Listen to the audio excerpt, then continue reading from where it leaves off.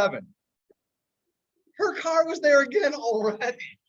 So that day, this is no, the true story. That day, I walked straight to her chambers and said, "What time do you get here? I tried to get here before you today. I'm half an hour earlier than normal, and you're already here." And she laughed. She said, "I don't know, 6, 6:37, whatever. When I get up, I come in early." So the funny part about that is that it happened today. I skipped the gym today, and I said, "I'm going to get there at 7." I got there at 7. She was already getting out of the car today. So Judge Markey is the hardest working judge we have. I'm trying hard, but I can't get there any earlier. And then the other thing about Judge Markey is that I practiced in front of her for almost 20 years in private practice. And so to me, she's Judge Markey. I can't get over saying Judge Markey. On the way here, I called to let her know that Lapeer Road was out. I said, "Judge, Lapeer Road's out. Don't cut that way. You got to take the long way." And she said, "Okay, but call me Jenny." I said, "I'll try, Judge." I don't know if I'm going to be able to do that. So Judge Jenny, I'm going to keep trying. Without any further ado, Judge Markey.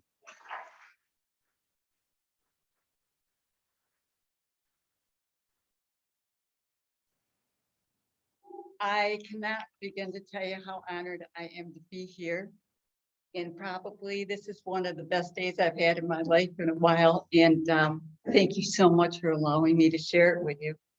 The topic I'm going to talk about is very near and dear to my heart. And when I'm asked to speak, I talk about it a lot. But Judge Beagle, who has been my lifelong friend, our fathers were lifelong friends, had offices next to each other, practiced law. We came into work with their dads, in one of his most recent hospitalizations, he had next to him an individual that was not only had medical problems, but also mentally ill. And he called me up and he said, "Jenny, this is ridiculous. This person, I mean, he doesn't have to take medication because they can't force him. They have him tied down to his bed. There's got to be a better way." And I said, "Duncan, amen, amen." Let's face it, mental illness, there's a lot of stigma. There's a lot of prejudice against it, but let's be honest. We either have it ourselves, okay? We either take it, who doesn't take an antidepressant or something like that? We have it ourselves.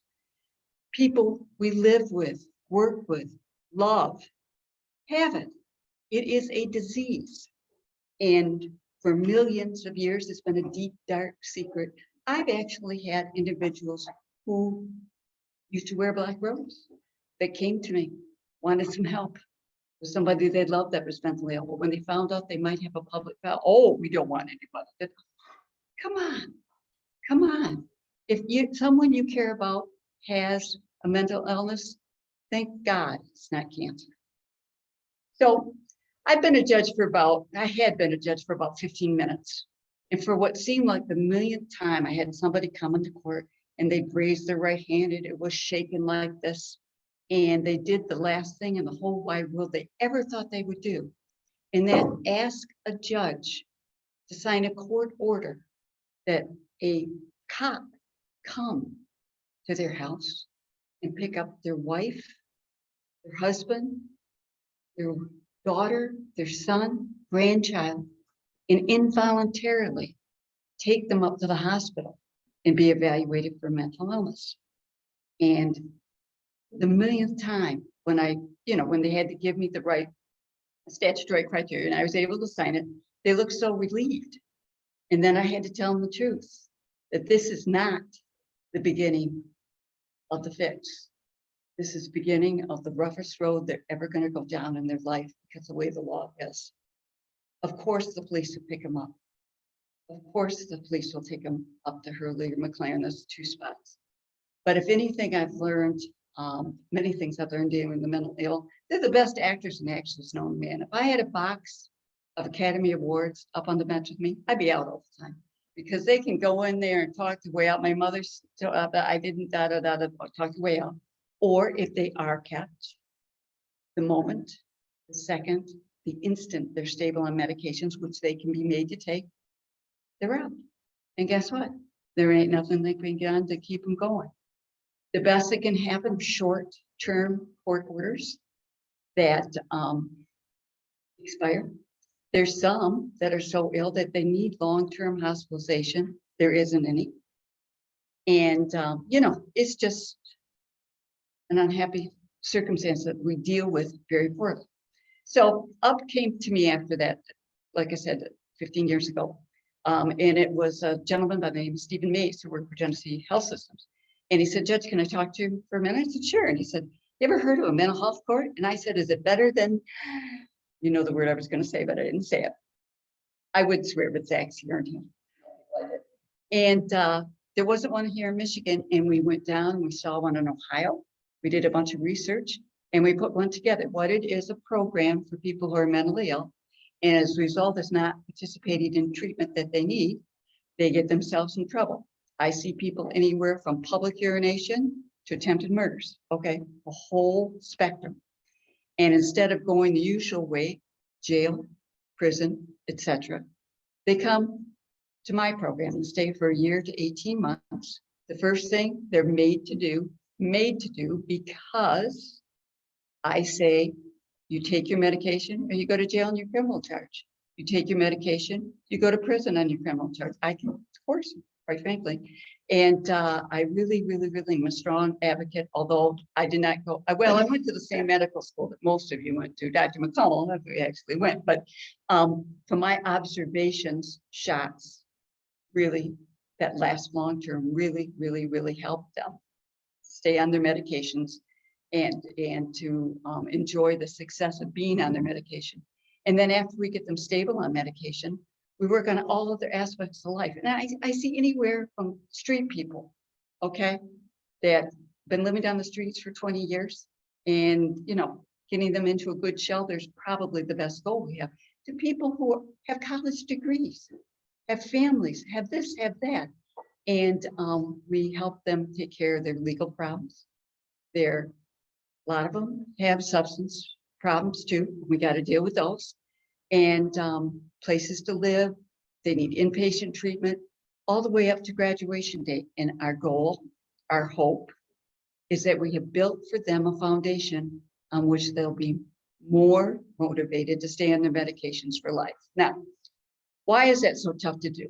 Because you would think that's crazy. You get in all this trouble and you don't take your medication. It should be just, slam dunk and stay on it.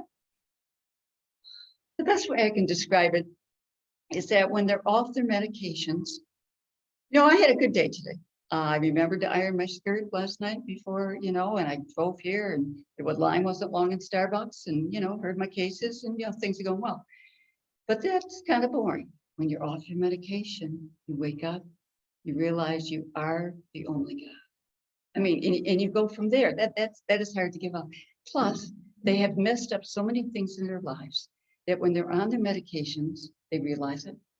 And when they're on their medications, they realize they got a lot to do to fix it again. Plus, the people out here, they're mentally ill. They're one of those. Come on. So we started the program. I see 60 people right now. We're doing it 15 years. See 60 people right now a week. I don't mess around, as you're going to be able to tell by the total. We've had almost 1,000 referred to us, and 387 have graduated. Now, I know you're going to think, Jenny, that's the number. It is a good number. It is a good number compared to what we have. 387 that didn't go to jail, didn't end up in prison, that have a relationship with their family, that have families, that have children, that have jobs, that have our boring lives, and they deserve it, very much so.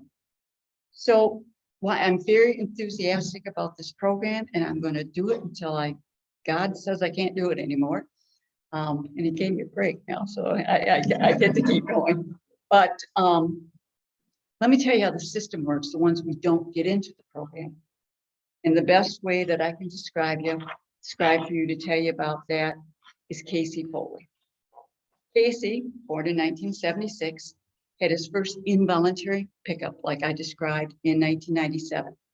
He was diagnosed schizophrenic, paranoid type, a very difficult diagnosis. And in 2000, he was found not guilty by reason of insanity for bank robbery. He used a knife to rob a bank, and then he swam down the Flint River to get away.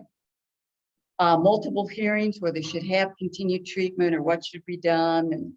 And he rarely agreed to treatment, rarely participated. He was in the forensic center, and that's for people who are criminally not responsible for crimes, but they don't keep people long-term. And he got transferred many times out, but always ended up back there. Finally made it to the Carroll Psychiatric Hospital, and he was in there for 11 years. But on one of the opportunities that he had on a trial, whether or not he needed treatment, he demanded a jury. He had a jury trial, and one of the best defense attorneys that we have now in Genesee County, it was her very first trial. She knocked it out of the ballpark. He was found mentally ill, but not subject and should not be subject to an involuntary order where he had to stay in the hospital with involuntary treatment. Okay. The next day, he was released. Oh, and I don't even know how he was acquitted because he acted so off his meds on, but he was. The next day, he was found in the backyard of his mother's home. It was the dead of winter, and he sat out there all night long until he froze to death. Come on, people. We got to be able to do better than that. Let me tell you about a couple of my graduates that put more of an up tune to this. I'm going to tell you about Eric. Eric was 31 years old when I first met him, and he'd already been to prison. So that tells you what a life he had to that point. He came to me with 6 felony charges, and basically he ran a gang that stole all the time.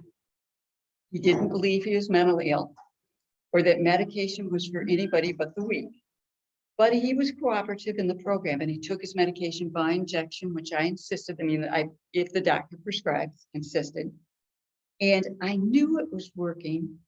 The first time, he was about 7 months in the program. The first time, he smiled. And he smiled when I asked him how his man cave was, because it was the first time he wasn't living in a psychiatric hospital, wasn't in a shelter, wasn't sleeping in the car, plotting the next robbery for the next day. He had his own place. When I absolutely knew it was working is when he told me that his kids got to move back in with him. His grandfather had guardianship, and he got to see his son go to school for the first day. And he knew it never would have happened had he kept on the same path he was on. Now he works several jobs, and to this day, he has his own taxi service, Eric's Taxi. You'll see it driving around. And to this day, he has not gone off his medication, therefore he's not reoffended. And to this day, all I have to do is pick up my phone and say, "Hey, Eric, I got so-and-so at such and such," that picks him up, takes him for nothing, takes care of him. He has never said no to me when I asked him to please talk to a young man graphically about what prison is all about. He's never turned me down when I asked him to talk graphically. What happens when you go off your medications? So he's a real success. Another real success I'm really proud of is Stephanie. Stephanie, she mentally ill but a drug addict. And that's not half a brick wall, that's a total brick wall. And she came to us on multiple felony drug charges, including running a felony drug house. I requested the district court judge to set her bond at $1 million so she could sit in jail while we came up with a game plan for her and got her medication in the jail. And even though we did this the first time we let her out, first thing she did was drink. So put an alcohol tether on her, remanded her. And you can tell by the 1,000 in and only 385, I have no problem keeping my promises. And I promised them we'll do anything possible to make it so their lives are improved and they can live life. But if they mess up, they're going. I mean, I don't mess around. I do keep my promises. And I do think that helps. But anyways, she got her medication. She actually stayed sober. She got a job. She got a house. She got all 5 of her kids out of foster care. She right now, for a living, gets paid as a recovery support coach. for people who are in exact same situation. And more importantly, and more often than not, she has appeared and just to visit, how Judge Barkley, how you doing and stuff like that, and says that she understands medication is what's keeping it going. And that's the best foundation. I mean, of course, people need therapy and things like that, but you do need medication. Okay. My point, oh, don't worry about it. The point being, I'm just glad it's not my phone. The point being, number one, please do everything you can to make people understand that mental illness is a disease. It's not a choice. It's not a, it's a disease that can be not only helped with the medication, sometimes downright cured, but you have to stay on it the rest of your life. And it's nothing to be ashamed of, absolutely nothing. Some of the brightest people in the whole wide world, most creative people in the whole wide world, people who would have a full life if they weren't ashamed to get their treatment. And secondly, I was brought up by parents that instead of reading me Dr. Seuss, read me the Constitution, okay? But we need to think outside the constitutional box. And we need to put our big girl and boy pants on. And we need to stop filling our jails and our prisons, and even worse, our streets with people who are mentally ill. We have to think of a way legally to make them take their medication, because it's the biggest symptom of the disease going off. And if they don't have medication as a foundation, we ain't going to win this battle. And we got a lot of people that need us. So thank you very much for letting me share my good news.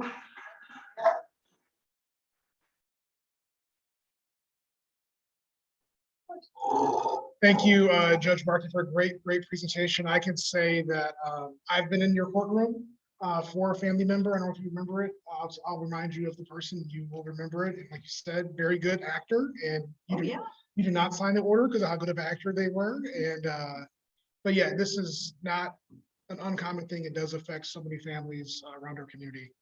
Questions for the judge, Jane?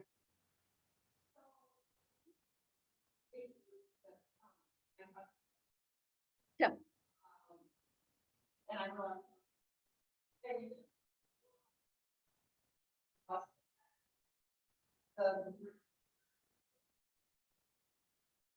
Yeah, now besides handling mental ill kids, I handle all the guardianships and conservatorships for people who are incapacitated and meet that statutory criteria. And the grayer my hair gets, the more I'm going in that direction. But Britney Spears was found as a result of mental illness to be incapacitated. Therefore, she did have a conservatorship, etc., like that. And I have a lot of people who are mentally ill who do have guardians and conservators. But you know what?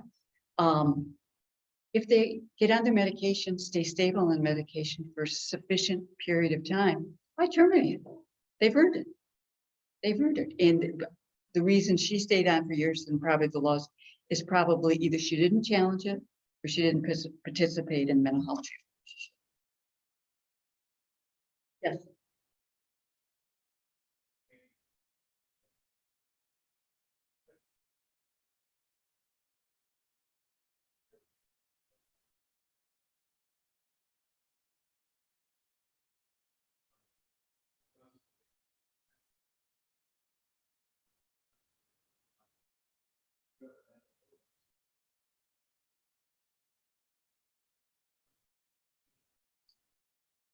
And that's not an exaggeration. I've got one in there now, 3 weeks sitting in the emergency room.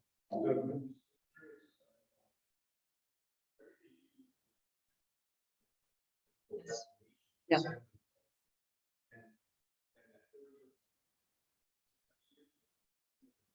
Oh, absolutely.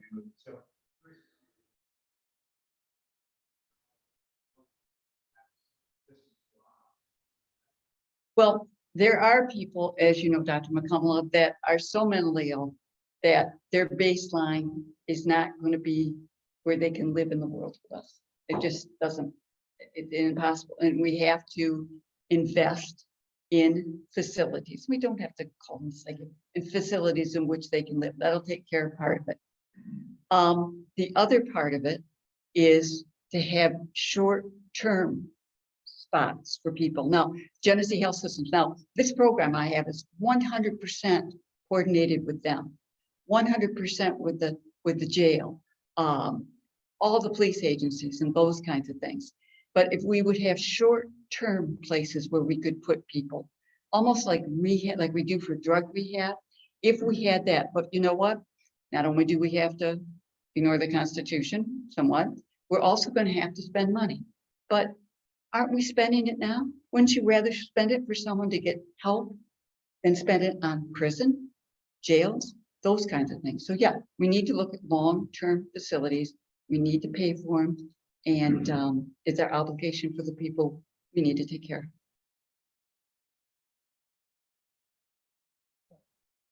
of.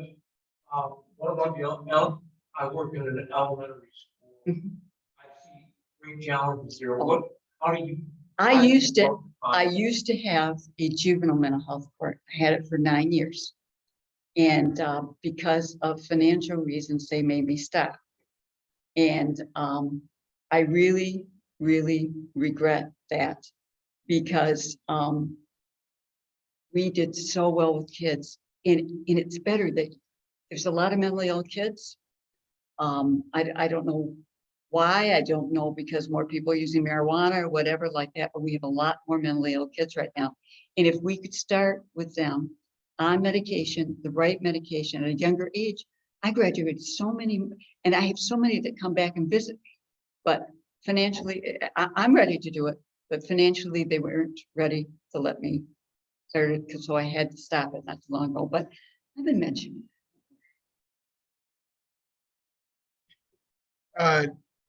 Nick and then Dr. Poppy.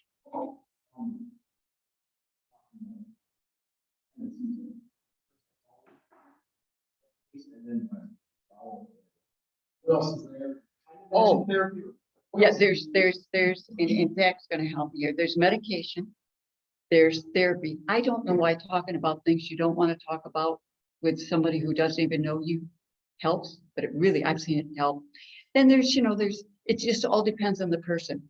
If you have a regular middle-class person that has a supportive family, you get them on medication and they can return to school and this and that kind of stuff. They don't need as much in support other than maybe some therapy as you do the person that's lived their entire, the last since they're 17 in a shelter. And you're going to need to really get them stable, probably deal with alcohol and drug issues.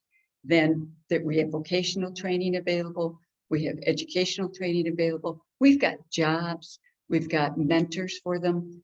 We've got a lot of services, but you have to get them to the point where they've had no structure in their life. And it takes a while. But everyone in the program, the services are fine-tuned to them. I have a whole team. We see them individually every week. And what it might look for me may not what it looks like for you.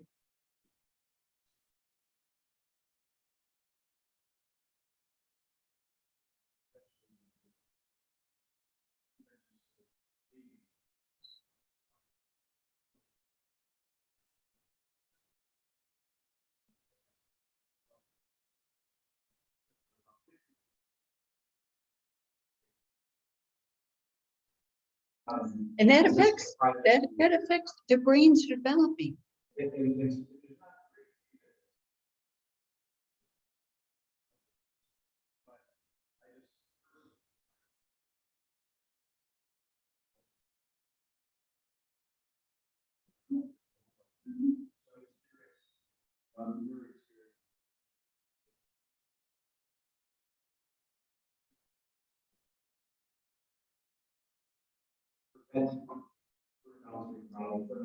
And when I had the juvenile mental health court, we had a fantastic relationship with the educational system. That was one of the rules. I mean, besides they have, the curfew, this and that for kids, no vaping, no smoking, no using, no da da da da da da da. And a lot of it came in. I would usually have to throw them in GBRC for a little while to make sure they understand that there are consequences to violating my rules. I do it all the time. And, but once we got it through, and once they got off doing that stuff, they did a lot better. Judge Markey, one question I have, it's, you touched on it a little bit when you mentioned the juvenile mental health court. Genesee County, at least in my experience, is one of the leaders in the state with specialty courts. And if you could maybe go over some of the other specialty courts that we have and share why you think that we've been a leader in our county within the state, maybe around the country in this model of justice. The third court that I have is Veterans Court. And this program came around because my secretary, who brought up 2 boys in a 2-parent home, no drama, and he went off and did a couple tours of Iraq and did some federal espionage kind of stuff and and then he went on and got married, had the most beautiful baby in the world, and he walked outside one day and blew brains out.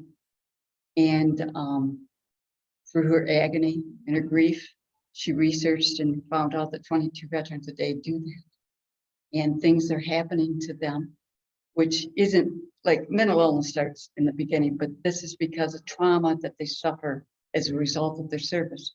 And I went to New York and I found a veterans court there in which veterans get themselves in trouble as a result of emotional injuries that they've suffered. And we set up a program for them. We've been doing it 13 years now, and we have quite a few graduates and that kind of stuff. And that's how, well, the mental illness, the 2 things, that's how I got started with it. And then the Veterans Court, that's how I got started. And to this day, she's retired. She comes to every single session of court. She tells them how proud she is. She, we just renamed the program after her son. And he ended his life because he thought the things he did in the military made him a monster, and he was afraid that he would hurt his own child. I mean, the honorable. And so that's the motivation for the programs I have. There is a drug court for adults and a drug court for teens. And what it is sort of like what I do, coercion, and forces people in the treatment, forces people to get help, force people to deal with all the chaos they have caused because of their addiction, and then puts them in a place where they can function without drugs, and they don't have a whole world of people waiting to rub their nose in every mistake they've ever made. And that's very helpful. And I think the reasons are that, you know, my personal philosophy is it's either you can bitch about it or try to fix it. I'll bitch in the nursing home. Let's try, right? Let's try, right, guys? Let's give Judge Markey a round of applause. Also, thank Zach for your service. I know law clerks do a lot of the work that help things to go smoothly. We appreciate your service. It's got to all day. Yes. I cannot imagine that Judge Markey is a boss that would let you get away with anything. Judge, in your honor, what a contribution to Rotary Foundation will be made to the eradication of opioid.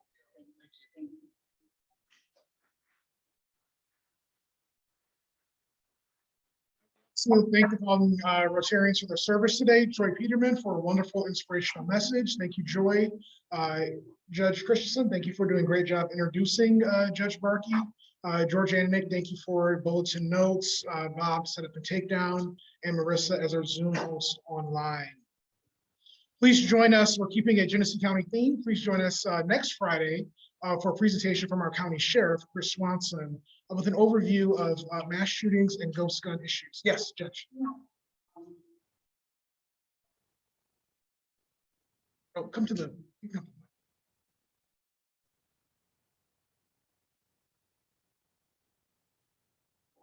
Judge Beagle's going through a very difficult time in life that all of us are going to go through.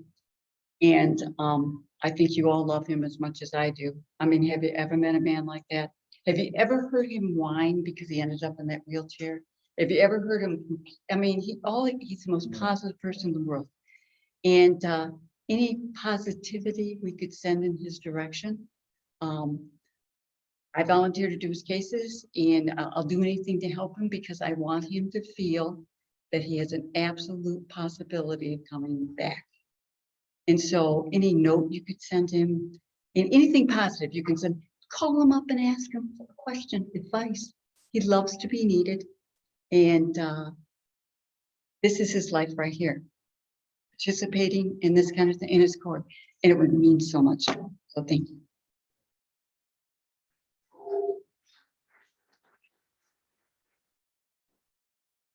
Well advised, and let's all please heed that over the next few days.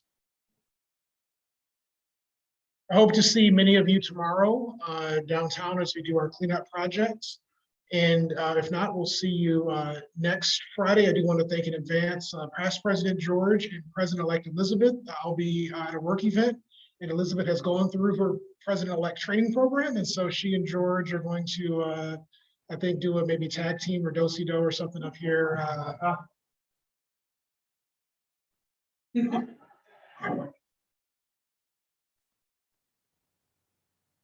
I'm gonna let that go. We'll just keep George and Judge Beagle in prayers. What we're gonna do next.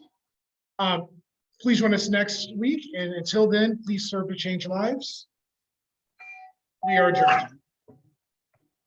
That's that. I'm